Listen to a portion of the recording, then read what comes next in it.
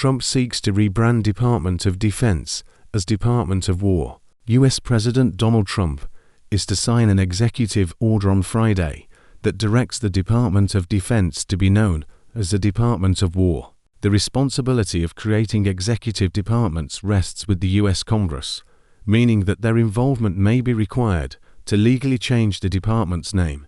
The White House is yet to say how much a permanent rebrand would cost, but U.S. media expect $1 billion price tag for the overhaul of hundreds of agencies, emblems, email addresses, and uniforms.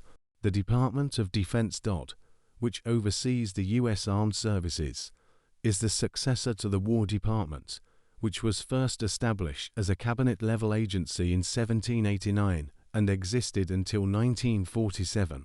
The executive order will allow the DOD to use the new name as a secondary title and for Defense Secretary Pete Hegseth to be known as Secretary of War. It says, the name Department of War conveys a stronger message of readiness and resolve compared to Department of Defense, which emphasizes only defensive capabilities. The order also instructs Hegseth to recommend and include legislative and executive actions to move toward a permanent renaming of the department, which suggests Trump will seek congressional approval.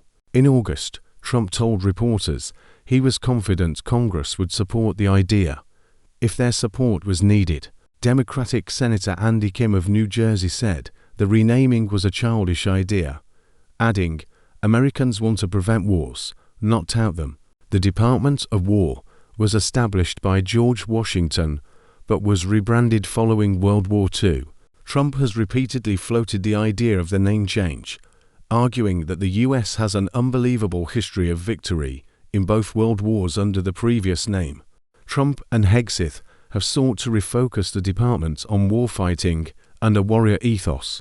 They have argued that the department has become too focused on diversity, equity and inclusion programs, and woke ideology.